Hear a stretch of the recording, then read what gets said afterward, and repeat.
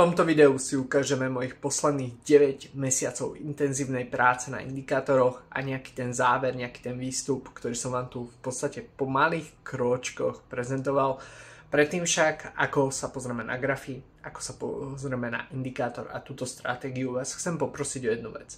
Ja naschvál pri prezentovaní toho nebudem mať zapnutú kameru, chcem, aby ste sa plne sústredili na to, čo vám hovorím, na to, čo vidíte na grafe. Takže nepozerajte toto video niekde na mobile alebo len tak popri telke. Fakt, pokiaľ si chcete pozrieť toto video, pokiaľ chcete porozumieť tým veciam, sadnite si za počítač, dajte si slúchatka a to video pre vás bude mať absolútne iný zmysel a tie myšlienky, ktoré dostanete z toho videa, budú pre vás absolútne niečo iné, ako keby že to pozeráte iba tak popri televízii alebo na reproduktúre.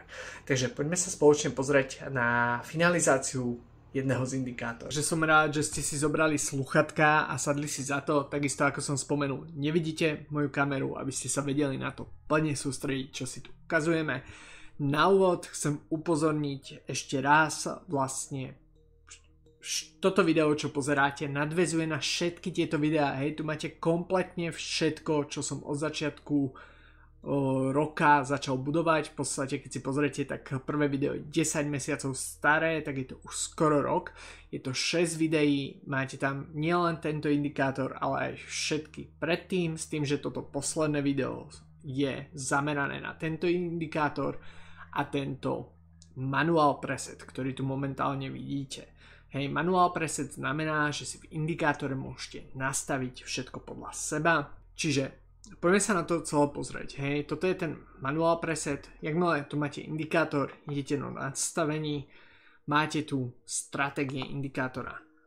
Tieto stratégie môžete používať, je to tak, že si ich zakliknete. Niektoré tie stratégie sú pokročilejšie a musíte zadávať nejaké informácie. Hej, vidíme tu, že napríklad teraz mám zvolený manuál, čo znamená, že v rámci toho, jak mám zvolený ten manuál, tak tuto mám možnosť si vyklikať rôzne stratégie, ktoré môžem medzi sebou prekombinovať tak, aby som našiel nejakú nápovedu, ktorú môžem využívať v rámci tradingu. Hej? Takže máte tu kompletný nástroj na algoritmické tradovanie, máte tu supporty, rezistencie, rôzne indikátory ako Chandler Exit, EMA, MACD, RSI divergencie a tak ďalej. Takisto máte možnosť si tu zadávať rôzne signály a takisto si máte možnosť zadávať pracovnú dobu a následne si prispôsobovať jednotlivé tieto indikátory. Ale o tom všetkom som už hovoril v minulých videách, poďme sa pozrieť, čo je nové. A to, čo je nové, sú tieto presety. V rámci prvých presetov DCA, interval, percentage a grid, tým sa tu v tomto videu venovať moc nebudem. Máme ich spracované takto v skule, s tým, že tu máte k tomu obrázky, videá, návody, všetko, záleží, aký máte indikátor. No a maximálne by som vám mohol v rýchlosti ukázať, povedzme, nejaké výsledky. Dáme si sem DCA percentage, na to, aby nám fungoval, tak si musíme zmeniť napríklad tieto hodnoty a podľa toho, čo máme zadané, čo znamená, že ja sem dám takto 10, tuto dám 1000. Teraz mi to načíta tie nastavenia. Hej, a tuto vidíme, ako by ten bot pracoval a vlastne koľko by nám vygeneroval profit. Ako vidíte, je to stabilné v rámci dlhodobého hľadiska. A je to hlavne z toho dôvodu, že momentálne máme Bitcoin viac menej skoro na all-time high. Hej, ďalšia taká vec, čo si ukážeme, sú napríklad tieto presety. Tento konkrétne, najprv si resetujem nastavenia toho indikátora. Vždycky predtým, než si zadávam nejaký preset, tak je dobre si resetovať tie nastavenia. Hej, a aby som tam nemal nejaké cache v prehliadači a tak. Dám si teraz AI na Bitcoin na 5 minútovky a teraz mi to vypíše OK. Nie si na 5 minútovkách, musí sa prehodiť na Bitcoin na 5 minútovkách. Nefunguje to teda na daily Bitcoine a takisto to nefunguje ani na 5 minútovkách Ethereum. Musím ísť na Bitcoin na 5 minútovky. Ako náhle sa tam dostanem, tak tá správa mi z toho zmizne a teraz sa mi načítajú nejaké výsledky. Hej, môžeme to vidieť s tým, že vlastne si môžem kliknúť. Tu bol nejaký trade, tu sa zatvára long.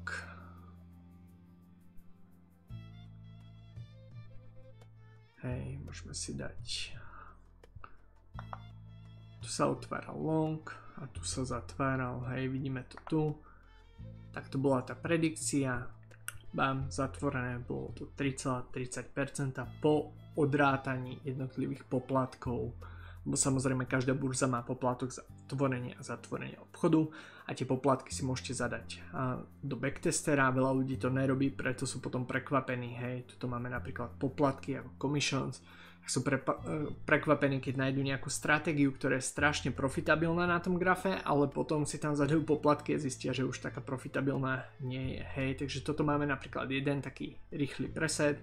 Hej, nemusel som nič dodatočne nastavovať, resetol som túto nastavenia indikátora, dal som 5 minútovky. Teraz sa pozrieme na snajpera, to je druhá taká možnosť, ktorú môžete využiť.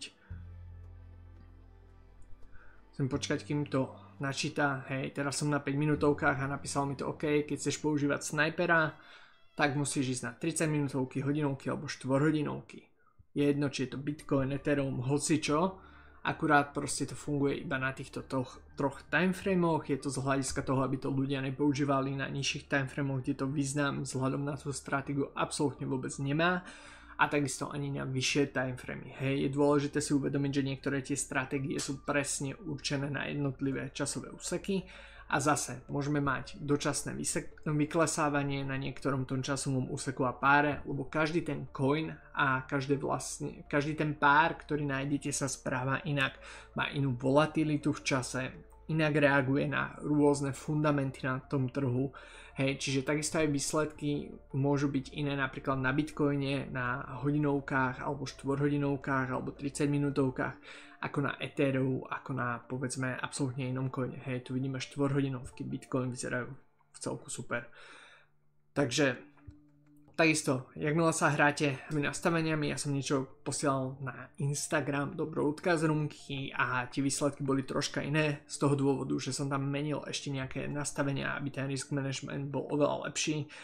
A samozrejme tým, že risk management je lepší, tým pádom sa zhoršia aj nejaké údaje z toho v rámci toho backtestingu. Hej, čiže takisto keď sa na to pozrieme v čase, tak hej, to vidíme začiatok short, koniec shortu, short, tuto nelongoval, tuto longoval. Hej, proste ako môžete si pozrieť potom aj list toho tradu, máte tam jednotlivé obchody 2%, 0,05% a všetko je to v podstate po odrátaní tých daných poplatkov. Takže takto potom si môžete spraviť list jednotlivých párov a môžete si zobrať to dané nastavenie a potom sa môžete pozrieť na rôzne coiny, kde si môžete vyskúšať túto stratégiu, či by fungovala na tom danom páre alebo nie.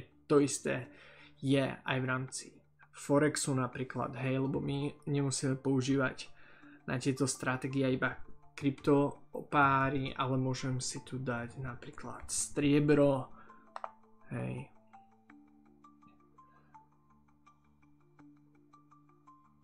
A môžem sa pozrieť, ako by to vyzeralo v rámci toho striebra. Každopádne opäť, ako som hovoril v predtým videách, nikdy nehľadajte jednu stratégiu na všetky páry, na všetky časové úseky. Hej, toto príklad na 4-hodinovkách na striebre, to vyzerá v celku pekne si myslím, tým, že vlastne na zlate to tak dobre vyzerať nemusí. Hej, to sa môžeme tiež pozrieť.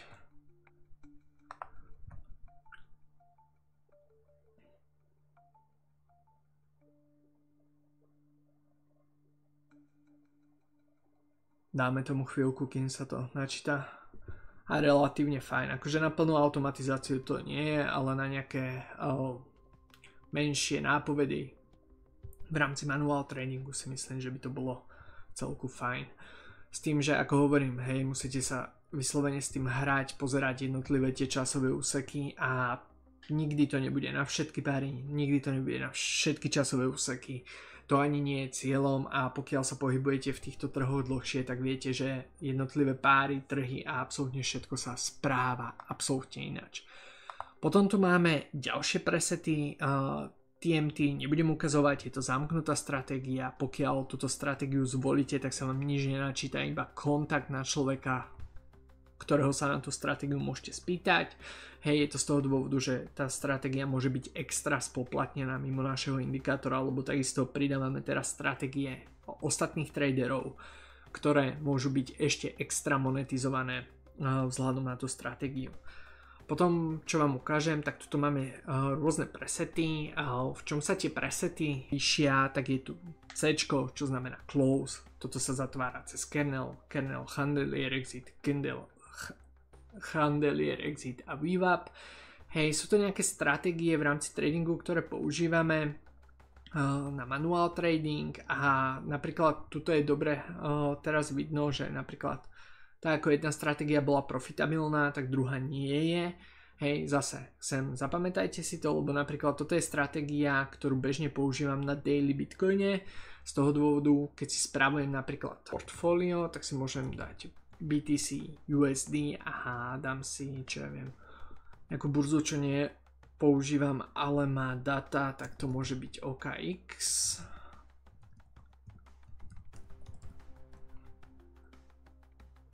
OK. Hej, a teraz si dám daily a uvidíme. Čiže v podstate toto je vec, na ktorej som pracoval posledné mesiace a bola to taká záverečná fáza. Prvá fáza bolo napísať si indikátory, napísať si nejaké knižnice, napísať si nejaké rozpoznávanie na tom danom grafe a druhá vec bola premietnúť to do nejakých tradingových setupov, ktoré používame a stratégií a implementovať to v rámci nejakého zoznamu, aby si to človek nemusel všetko tu vyklikávať, programovať a tak ďalej a takisto, aby tam boli ešte aj nejaké extra funkcie, ktoré nechcem zverejňovať, aby si to niekto nemohol iba tak vykopírovať niekde a napísať si na to indikátor alebo si to poskladať z iných indikátorov. Pochopiteľne strávil som nad tým viac ako 9 mesiacov času, čo môžete vidieť. Opäť zase na tom prvom videu bolo pred 10 mesiacmi a to už bol indikátor, čiže strávil som vlastne viac ako rok života nad tým, aby som toto všetko dal dohromady, čo keď si zoberiete, že napríklad máme priemerný plat vývojára okolo 5000 eur mesačne, tak kebyže som zamestnaný a programujem, tak som mal za to 60 000 eur, hej, a to sa bavíme iba čiste na práce na týchto rôznych indikátorov, hej. S tým, že napríklad tuto si to môžem napríklad aj zjemniť, odstrániť ten VWAP, uvidíme, hej, ako budú vyzerať výsledky. A takisto si to môžem pozrieť na iných timeframeov, hej. S tým, že na tom daily ste presne videli, hej, toto je tiež pekné open long, tuto close long, zhruba break-even a tak, ale keď sme boli na tom daily, tak tuto môžeme krásne vidieť, že zrovna v tomto prípade, hej, tuto sa to snaží longovať neúspešne a tuto sa mu to už podarilo, lebo tá situácia v tej dobe vyzerala tak.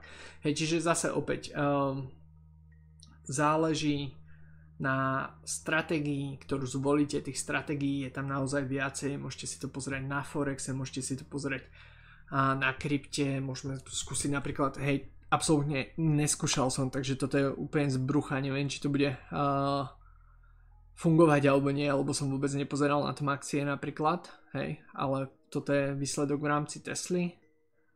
Myslím, že opäť v celku také pekné. Tuto bol nejaký kľúčový trade, ktorý vyšiel jeden a ďalší. Neviem, prečo mi ho teraz nenačíta, ale poďme sa na to pozrieť troška historicky. Hej, tuto máme tie kľúčové trady, tak sa na to pozrieme. Hej, a tuto by to longoval, hej. Čo bolo cieľom?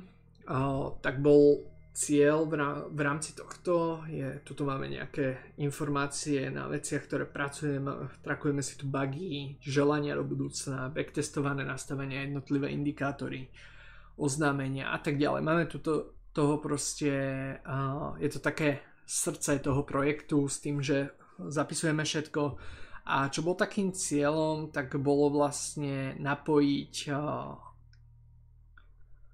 tento software alebo tento indikátor na MetaTrader to je momentálne možné z toho dôvodu, že vlastne chceme rozšíriť svoje pôsobenie automatizácie, lebo využívame tieto veci na krypto, ale tieto veci bežne nie sú ľahko dostupné pre forexový market. Viete, že sme sa bavili o tom už v podstate rok dozadu a toto je výsledok doplňujúcej informácie k tomu vlastne, čo sme si ukazovali predtým, s tým, že ako vždy to býva, tak pokiaľ natáčam video, nie som ako ostatní ľudia, ktorí si pripravia úplne 100% zelené, najlepšie dáta, aby ste to mali na podnose, aby som vám to predal a tak ďalej, ale sústredím sa skôr na to, aby ste zistili, či je to pre vás zaujímavé alebo nie, lebo pochopiteľne ako toto je vec, ktorú používam ja na dennej báze, takisto niektorí moji klienti, a môže vám to prísť užitočné, hej, ale za mňa je najlepšie si to proste vyskúšať a reálne čo vám stačí, je vám stačí nájsť 1, 2, 3 stratégie, ktoré naozaj fungujú z tých všetkých,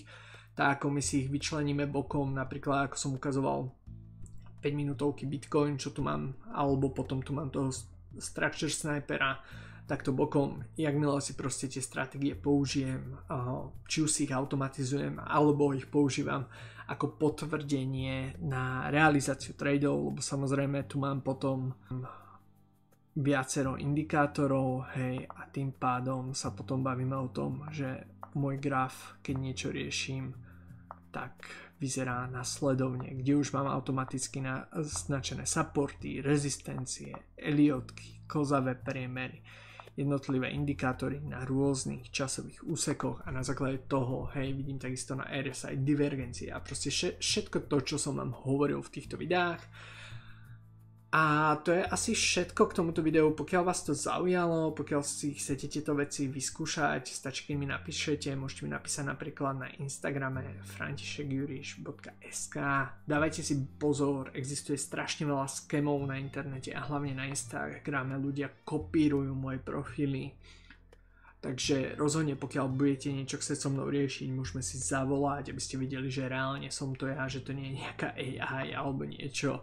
Takisto si pozrite, kedy boli príspevky publikované, aké sú tam reakcie, takisto si môžete pozrieť túto archívy týchto všetkých možných stories, ktoré tu sú. Hej, aby ste videli, že tento profil je dlhodobo založený, hej, a tak. No a pokiaľ vás zaujíma cestovanie a nejaký životný štýl, ktorý mám vďaka týmto všetkým nástrojom, ktoré tu vidíte, sa môžete pozrieť sem na môj Instagram, kde pravidelne vidíte rôzne reels z môjho cestovania. Takisto to publikujem aj u mňa na YouTube, kde tuto vidíte môj YouTube kanál, s tým, že ak sa nebudem venovať tomu základnému rozcestníku, tak vidíte, že tu mám naplánované rôzne videá, napríklad z Vietnamu, z Turecka, z Egypta, z Thajska, niečo malo o lietaní z dronov. Hej, tento kanál nie je iba o krypte. Takisto tu sú aj výsledky, napríklad 38% sme spravili za rok v rámci copy tradingu, sú tam screenshoty z toho všetko. Takže môžete si to všetko dohľadať, pozrieť. V podstate tento YouTube kanál som začal tvoriť z toho dôvodu, že sa mi hromadili na Instagrame otázky a plus samozrejme som chcel tie reelska mimo Instagramu dávať aj na YouTube, takže máte ich aj tuto prehľadne uvedené, môžete si to pozrieť, playlisty alebo tzv. Podcasty, rozhovory s ľuďmi, videoblogy a tak ďalej. Neviem, čo by som vám viac povedal.